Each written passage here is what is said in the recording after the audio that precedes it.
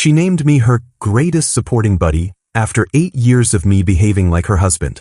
The words hit me like a physical blow at what should have been a celebration. I'd been standing beside Rachel at Tom and Linda's surprise 30th anniversary party, watching her work the room with that effortless charm she'd perfected over the years, when Mrs. Henderson approached us with her usual warm smile. "Rachel, dear, when are you two finally going to make it official? We've all been waiting for an engagement announcement." I felt my heart skip, thinking this might be the perfect moment for Rachel to acknowledge what we'd built together, but instead she laughed that melodic laugh and gestured toward me like I was a helpful appliance. "Oh, Kevin's not my boyfriend, he's my greatest supporting buddy. I've never really been the dating type, you know. But Kevin here helps me with absolutely everything. Gallery finances, house repairs, you name it. I honestly don't know what I'd do without him." The room seemed to tilt sideways as 60 people, including my own parents who'd driven 3 hours expecting to celebrate our commitment, absorbed this casual dismissal of 8 years I'd considered a relationship. I stood there in my carefully chosen suit, the same one I'd worn to every important event in Rachel's life, watching faces around me shift from expectation to confusion to something that looked dangerously close to pity. Tom clapped me on the shoulder with obvious discomfort while Linda quickly changed the subject, but the damage was done. Supporting buddy. That's how the woman I'd been planning to propose to next month viewed our entire relationship. I thought about the engagement ring hidden in my sock drawer, the one I'd been carrying to every social gathering for weeks waiting for the right moment. I thought about the renovations I'd spent 3 years completing on her Victorian house, working weekends and evenings to restore the crown molding and refinish the hardwood floors because we were building something beautiful together. I thought about the countless nights I'd stayed late at her art gallery, managing her books and handling tax preparations because she claimed numbers made her anxious. Every gallery opening where I'd arrive early to hang artwork and stayed late to clean up, every family dinner where I'd brought wine and flowers, every holiday where I'd bought thoughtful gifts for her parents and sister, all of it recontextualized in a single devastating phrase. "Kevin manages all my boring business stuff so I can focus on the creative side," Rachel continued, addressing Mrs. Henderson's husband who joined the conversation. "He's incredibly responsible with money and just has this natural talent for organization. I'm so lucky to have found such a reliable friend." Reliable. The words stabbed deeper with each casual mention, delivered with the same tone she might use to praise a particularly efficient cleaning service. I watched her face as she spoke, searching for any sign that she understood the magnitude of what she was saying, but there was nothing. No recognition, no awareness that she was publicly reducing 8 years of what I'd considered deep emotional intimacy to a series of completed tasks and favors. My mother caught my eye from across the room, her expression a mixture of confusion and concern that made my chest tighten with humiliation. She'd been planning to ask Rachel about wedding venues next week, had even started researching florists because she assumed an engagement was imminent. Now she was watching her son being described as hired help at a party where everyone had expected to celebrate our future together. The conversation continued around me, but I stopped hearing the words. All I could think about was how perfectly this explained everything that had never quite made sense about our relationship. The way Rachel never seemed particularly excited about romantic gestures, how she'd deflect whenever I brought up moving in together officially, why she always seemed surprised when I expressed jealousy about other men. She genuinely didn't see me as a romantic partner, never had, apparently. I was her unpaid life manager, the reliable friend who handled all the aspects of adult life she found tedious or challenging. When the party finally ended and we drove home in her car, the one I'd helped her buy and still helped maintain, I sat in silence trying to process the complete reshaping of my reality. "Great party," Rachel said cheerfully, apparently oblivious to the bomb she detonated. Tom and Linda seemed so surprised and happy. I love seeing couples who've made it work long-term. Couples who've made it work. As if we weren't one. As if 8 years of shared experiences, shared goals, and what I'd considered shared love was just an extended friendship with benefits and household services.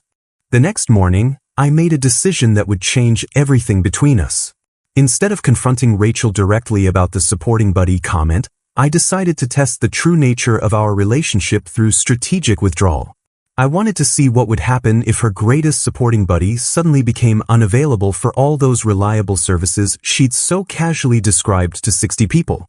The first opportunity came 3 days later when Rachel called about gallery tax season, her voice carrying that familiar expectant tone. "Hey, are you free this weekend? I need to get all the quarterly paperwork sorted before the 15th, and you know how hopeless I am with the spreadsheets." I'd spent the last 4 tax seasons dedicating entire weekends to organizing her financial records, creating detailed reports, and ensuring every deduction was properly documented. It was tedious work that could take 12 to 15 hours, but I'd always done it willingly because I thought we were building a future together. "Actually, I can't this weekend," I said, keeping my voice carefully neutral. "I've got other commitments." The silence stretched for several seconds. Other commitments? What kind of commitments? There was something sharp in her voice now, an edge I'd rarely heard directed at me. "Just personal stuff I need to handle." I didn't elaborate, didn't offer to reschedule or suggest alternatives like I normally would. For the first time in 8 years, I was setting a boundary without immediately providing a solution to her problem. "Kevin, this is really important. The deadline is Monday, and I don't understand any of these forms. Can't you just move your personal stuff to next weekend?" The panic creeping into her voice was telling. Not disappointment about missing time together, not concern about my well-being, just anxiety about losing access to free professional services. "I'm sure you'll figure it out. There are plenty of accountants who specialize in small business taxes." The suggestion seemed to genuinely shock her. "But you always do my taxes. It's our routine." Our routine. As if my unpaid labor was some cherished tradition rather than a one-sided obligation I'd foolishly accepted. The second test came when her car started making strange noises the following week. Normally, she'd call me first, knowing I'd either diagnose the problem myself or accompany her to the mechanic to prevent her from being overcharged. Instead, I let the call go to voicemail. "Kevin, the BMW is making this horrible grinding sound and I'm terrified to drive it. Can you take a look tonight? I really need your expert opinion before I take it anywhere." I waited 6 hours before texting back. "Sounds like you should take it to a professional mechanic." Her response was immediate and revealing. "Why are you being so weird lately? This is exactly the kind of thing you always help me with. I'm supposed to trust some random mechanic over you?" The entitlement in that message was breathtaking. Not a request for help, but an expectation of service with irritation that I wasn't immediately available to provide it. She ended up paying $89 for a diagnostic that revealed worn brake pads, something I could have identified in 5 minutes, but something she was perfectly capable of handling herself. The most telling reaction came when her Victorian house's ancient heating system started acting up during a cold snap in March. I'd become her unofficial maintenance supervisor over the years, handling everything from minor plumbing repairs to major renovation planning. My phone buzzed incessantly for 3 days, 17 calls, 32 text messages, and 2 voicemails that escalated from requesting help to demanding explanations for my sudden unavailability. "The house is freezing and I can't figure out what's wrong with the furnace. This is an emergency, Kevin. Why aren't you responding?" Followed by, "I don't understand why you're being so selfish. I've never asked you for anything unreasonable." The irony of that last statement was almost funny. She'd never asked for anything unreasonable because I'd trained her to expect everything as a matter of course. Her final message revealed the truth. "Fine, I'll hire someone, but I hope you realize how expensive this is going to be." Some friend you're turning out to be. Friend. There it was again, that word that reduced 8 years of what I'd considered love to a casual social connection with convenient benefits. She paid $340 for an emergency repair call that diagnosed a simple filter replacement, something I'd taught her to do herself 3 years earlier, but something she'd apparently forgotten because she'd never needed to remember while I was handling everything. Each test confirmed what the anniversary party had revealed. Rachel valued my services, not my companionship. She wasn't missing my presence, my conversation, or my emotional support. She was frustrated by the sudden interruption of free labor and expertise she'd come to consider her entitlement. The woman I'd been planning to marry was essentially experiencing the inconvenience of losing her unpaid personal assistant, and her increasingly frantic attempts to restore our routine had nothing to do with missing me and everything to do with missing what I provided. 2 weeks of strategic withdrawal finally forced the conversation I'd been dreading but desperately needed. Rachel cornered me at her art gallery after hours, her carefully composed facade cracking as she demanded explanations for my sudden transformation from reliable helper to distant acquaintance. The gallery felt different that evening, all those paintings I'd helped hang and lights I'd installed now seeming like evidence of my own foolishness rather than our shared accomplishments. "We need to talk about whatever's going on with you," she said, positioning herself between me and the exit like she was containing a flight risk. "Your behavior lately has been completely out of character, and frankly, it's starting to affect my ability to function normally." Her ability to function normally. Not our relationship, not her feelings about me, but her operational capacity. I decided this was the moment for complete honesty, the conversation that would either salvage something real between us or confirm my worst suspicions about the last 8 years. "Rachel, I need to ask you something directly, and I need you to be completely honest with me. Do you have any romantic feelings for me at all?" The question seemed to catch her off guard, her expression shifting from defensive irritation to genuine confusion. "Romantic feelings? Kevin, where is this coming from? We've been friends for 8 years. You've never indicated that you wanted anything different." Friends for 8 years. The casual dismissal of every intimate moment, every shared experience, every gesture of love I'd thought we'd exchanged hit me like a physical blow. "I've been in love with you for 8 years, Rachel. I thought we were building a life together. I thought what we had was a relationship." She stared at me for a long moment, her face cycling through emotions I couldn't quite read. "Kevin, I care about you deeply, but not in that way. I thought you understood that we were close friends who happened to be compatible roommates sometimes. I never led you on or made promises about romance. Compatible roommates sometimes." That's how she categorized 8 years of what I'd considered emotional intimacy, shared holidays, and countless nights spent talking about our future together. But it was her next revelation that truly shattered my understanding of reality. "Actually, I've been dating other people this whole time. I assumed you knew that and were okay with it." The words hit me like ice water. Dating other people? What other people? Well, there was David last year, the architect I met at the Morrison Gallery opening. We were together for about 6 months.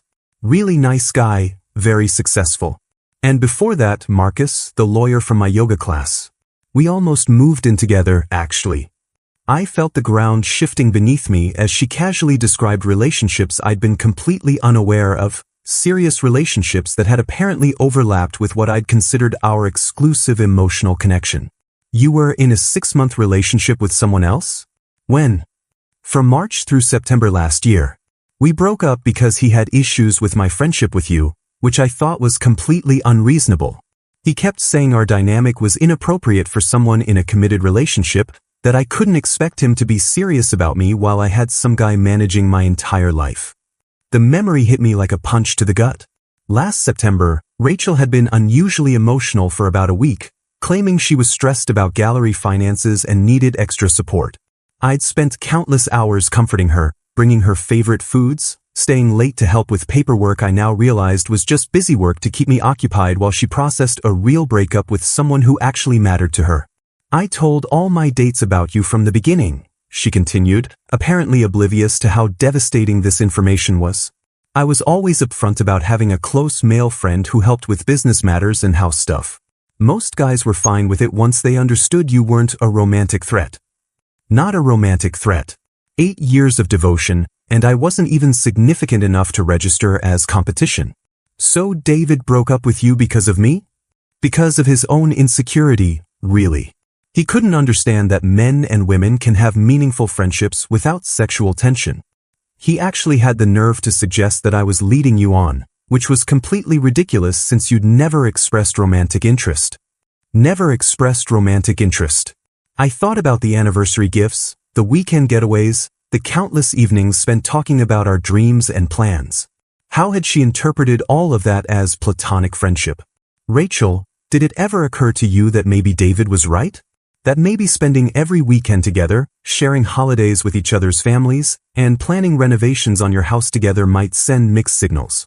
She looked genuinely perplexed by the suggestion. "But that's what close friends do. You've always been incredibly generous with your time and energy, and I've always appreciated that about you. I thought you enjoyed helping me because that's your personality. You're naturally supportive and reliable." Naturally supportive and reliable. Like it was a character trait rather than love expressed through action. The final devastating piece came when I asked about her future expectations. Where did you see this friendship going, Rachel? What did you think the next few years would look like? Honestly, I always pictured you as the best man at my wedding someday. I figured when I finally found the right guy to settle down with, you'd be there to support that relationship too. Maybe your eventual wife and I would become close friends, and we could all vacation together as couples. Wouldn't that be nice? She said it with such genuine enthusiasm, such complete obliviousness to how crushing those words were, that I almost laughed at the absurdity. She'd envisioned me standing beside her at the altar, watching her marry someone else, celebrating the love she'd never felt for me while introducing my own wife to the dynamic that had consumed 8 years of my life. When I maintained firm boundaries after that devastating gallery conversation, Rachel launched what I can only describe as a coordinated emotional manipulation campaign designed to pressure me back into compliance through guilt, social pressure, and manufactured crises. The first wave came through her elderly neighbor, Mrs. Patterson, who called me on a Tuesday evening with carefully crafted concern in her voice. "Kevin, dear, I'm worried about Rachel. She's been having terrible anxiety attacks lately and barely eating. I see her sitting on her porch at all hours looking absolutely miserable. I know you two had some kind of falling out, but surely whatever happened isn't worth abandoning someone who clearly needs help." The implication was clear. I was a cruel monster abandoning a fragile woman in her time of need. Mrs. Patterson had obviously been fed a very selective version of recent events, one that positioned Rachel as the victim of my sudden and inexplicable coldness. I politely explained that Rachel was a capable adult who could seek professional help if she was struggling, but Mrs. Patterson's disappointed tone made it clear she'd been expecting me to immediately rush over with comfort and solutions. The social pressure escalated when Rachel's sister Emma organized what she called a casual family dinner but was clearly an intervention designed to make me feel guilty for my withdrawal. Rachel's parents, whom I'd considered surrogate family for years, expressed disappointment in my sudden distance while sharing carefully selected stories about how much Rachel had supposedly supported me during difficult times. "Remember when you were studying for your CPA exam and Rachel brought you dinner every night for 2 weeks?" her mother said with pointed emphasis. "Or when you had that terrible flu and she took care of you around the clock. That's what real friends do for each other, Kevin. They show up when it matters." The manipulation was sophisticated, reframing 8 years of my support for Rachel as evidence of her support for me. They conveniently ignored mentioning that during my CPA studies, I'd also been renovating Rachel's kitchen, or that during my flu, she'd mostly brought takeout while I continued handling her gallery's tax preparation from my sickbed. But the most calculated move came when Rachel appeared at my accounting firm with catered lunch for my entire 20-person department, publicly apologizing for whatever misunderstanding had damaged our friendship while my colleagues watched what appeared to be a heartfelt reconciliation attempt. "I know I've been taking you for granted," she announced in front of everyone, including my boss who'd heard me mention Rachel countless times over the years. "I realize now how much I depend on your friendship, and I want to work on being a better friend to you. Can we please start over?" The performance was masterful, positioning herself as the humble party seeking forgiveness while making me look petty and unforgiving if I didn't immediately accept her public apology. My coworkers spent the rest of the week asking when I'd be bringing Rachel around again, several mentioning how lucky I was to have someone who cared enough to make such a grand gesture. They had no context for understanding that her apology was entirely about restoring access to free services, not about genuine remorse for 8 years of emotional manipulation. The campaign reached its desperate peak when Rachel offered to try dating me romantically, but even this was framed as a business transaction rather than genuine interest. "I've been thinking about what you said at the gallery," she told me during an ambush conversation outside my apartment building. "Maybe I haven't been fair to you. Maybe I should give us a chance as more than friends. We could try going on actual dates, see how it feels to be romantic together." The offer should have been everything I'd wanted to hear, but her tone made it clear this was a calculated negotiation rather than a declaration of discovered feelings. I mean, we already know we're compatible in so many ways. We enjoy each other's company, we work well together on projects, and we certainly have the foundation for something deeper. It could be exactly what we both need. The clinical way she described potential romance, like a merger between compatible companies rather than love between two people, revealed how fundamentally she misunderstood what I'd been offering her for 8 years. She was willing to fake romantic feelings to maintain access to her unpaid life manager, but the very fact that she was negotiating love like a business arrangement proved she'd never felt it. I realized then that Rachel genuinely believed she could solve this crisis through strategic concessions and emotional manipulation because she'd never understood that my devotion came from love, not from a desire to be useful. In her mind, I was a service provider who'd become difficult to manage, not a man whose heart she'd been unknowingly breaking for nearly a decade. Her increasing desperation to restore our arrangement only confirmed that she saw our entire relationship as a transaction where she received support and companionship while providing just enough positive reinforcement to keep me invested. The manipulation campaign revealed the calculated nature of her approach to relationships. She'd learned to manage people's emotions to maintain access to what they could provide her, and my withdrawal had disrupted a system she'd spent years perfecting. Despite everything I'd learned about Rachel's true feelings, I decided to give her one final opportunity for honest closure by arranging a meeting at the lake house where I'd invested countless hours and thousands of dollars in renovations. The property had been her grandfather's legacy, a rundown cabin that I'd helped transform into a beautiful retreat over 3 summers, installing new plumbing, refinishing the deck, and creating the cozy atmosphere where we'd spent what I'd considered our most intimate moments together. Rachel arrived with what were clearly prepared talking points about compromise and friendship repair, but I was determined to cut through her diplomatic language and get to the truth about our 8-year dynamic. Before we discuss any kind of future friendship, I need you to answer something honestly, I said as we sat on the deck I'd rebuilt with my own hands. During all these years we've known each other, have you ever felt even a moment of romantic attraction toward me? Even once? She was quiet for a long time, staring out at the lake as if the water might provide her with a tactful answer. Finally, she shook her head with what appeared to be genuine regret. No, Kevin. I've never felt that way about you. I wish I could say otherwise, but I've always seen you as a dear friend, nothing more. The honesty was devastating but necessary. At least now I knew exactly where I stood and had always stood in her emotional landscape. But her next revelation cut even deeper than I'd expected. Actually, I probably should have encouraged you to date other people more actively over the years. I realize now that I might have been inadvertently holding you back from finding real romance. The casual way she said it made my stomach drop. What do you mean, encouraged me to date other people? Well, I did give your number to Jennifer from my yoga class about 2 years ago, and to that gallery customer who kept asking about you. What was her name? Michelle? I thought you might hit it off with either of them, but you never seemed interested in pursuing anything. I stared at her in complete shock. You set me up with other women? When? A few times over the years. I always thought it was strange that such a catch like you stayed single for so long. You're reliable, successful, thoughtful, any woman would be lucky to have you. I figured maybe you were just shy about making the first move. The cognitive dissonance was staggering. She'd been actively trying to pair me off with other women while I was completely devoted to her, apparently unable to recognize that my disinterest in other women stemmed from my love for her. Rachel, did it ever occur to you that maybe I wasn't interested in other women because I was in love with you? I honestly never made that connection, she said with what seemed like genuine confusion. I thought your helpfulness and attention were just your personality. You're naturally generous and caring. I assume that's how you treated all your close friends. All my close friends. As if I regularly spent weekends renovating houses and managing finances for a roster of people who meant nothing more to me than casual companionship. The ultimate betrayal came when she revealed her long-term vision for our relationship, the future she'd been planning while I'd been planning something entirely different. I always pictured you as the best man at my wedding, she said with enthusiasm that felt like a knife twisting in my chest.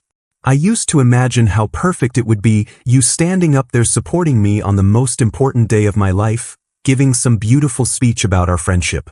And then hopefully your wife would become one of my closest friends too, and we could all vacation together, maybe buy houses near each other someday. The image she painted was so grotesquely opposite to my own dreams that I almost couldn't process it.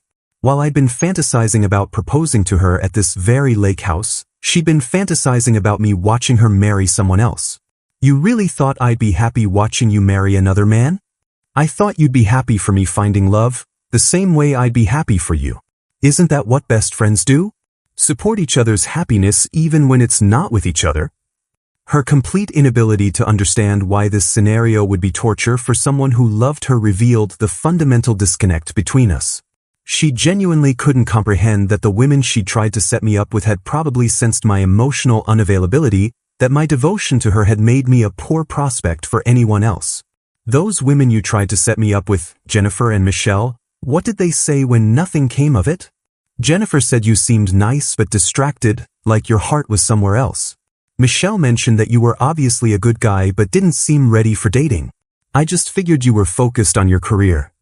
Focused on my career. Not focused on her, not emotionally unavailable because I was already in love, just professionally preoccupied. The conversation ended with Rachel still trying to negotiate some version of our old dynamic, still unable to understand that her vision of friendship was incompatible with my need for emotional honesty and self-respect.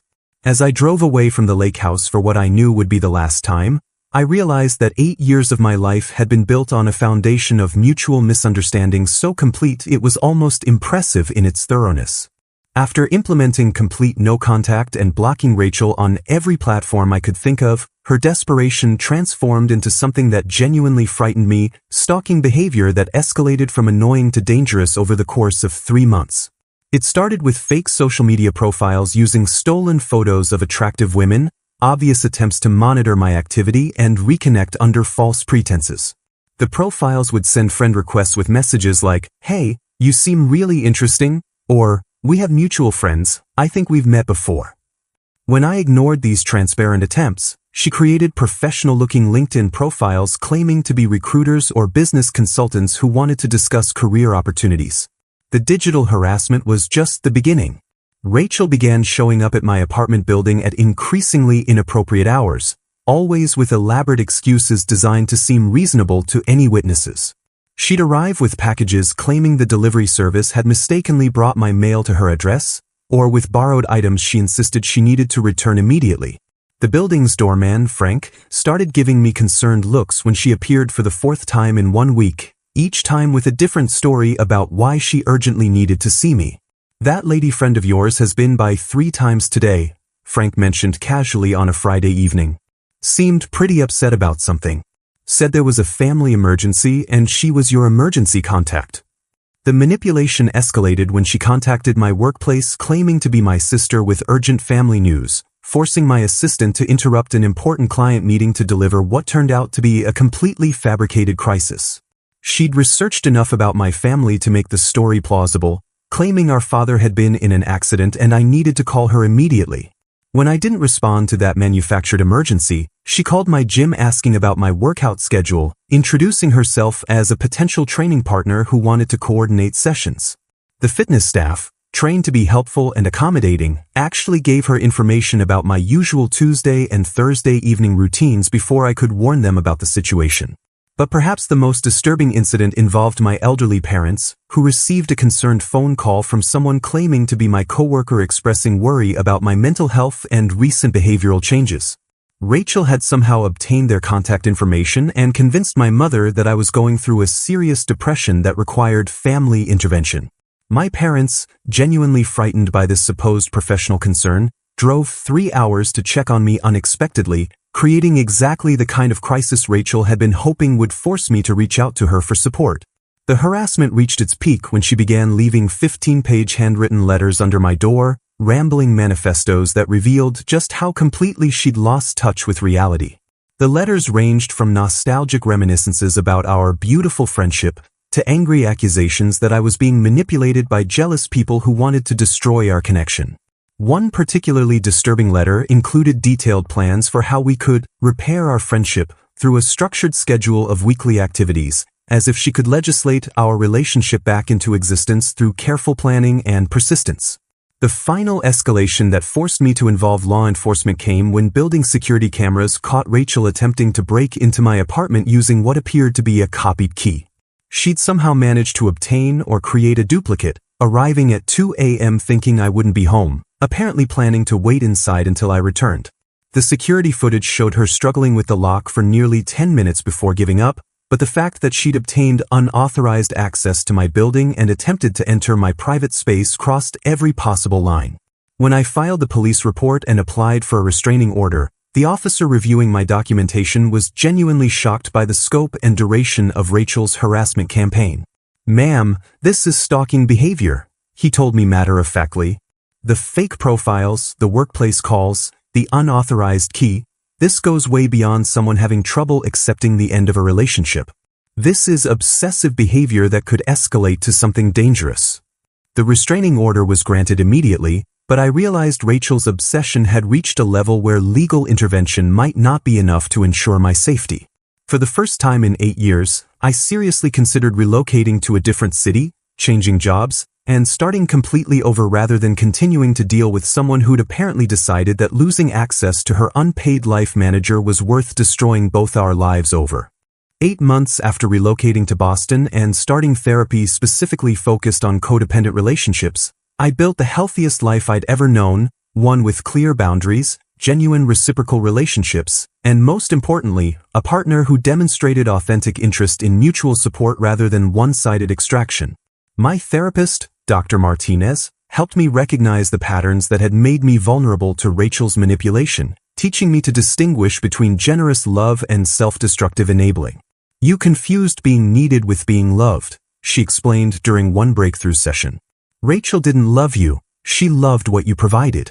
There's a fundamental difference between someone who appreciates your support and someone who exploits your willingness to give it."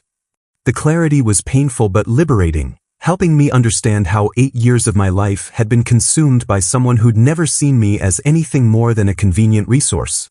I met Sarah at a museum fundraising event where I'd volunteered to help with financial planning for their new wing construction.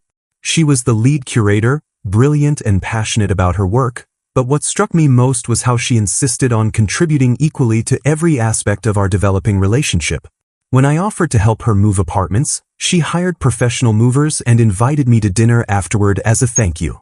When we planned weekend trips, she researched locations and booked accommodations, refusing to let me handle all the logistics like I'd grown accustomed to doing with Rachel.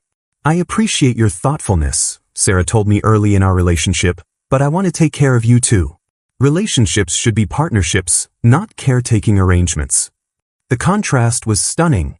Someone who actually wanted to give rather than just receive, who saw my support as a gift rather than an entitlement. Meanwhile, Rachel's life had completely unraveled without her primary support system, creating a cascade of failures that revealed just how dependent she'd become on my unpaid services.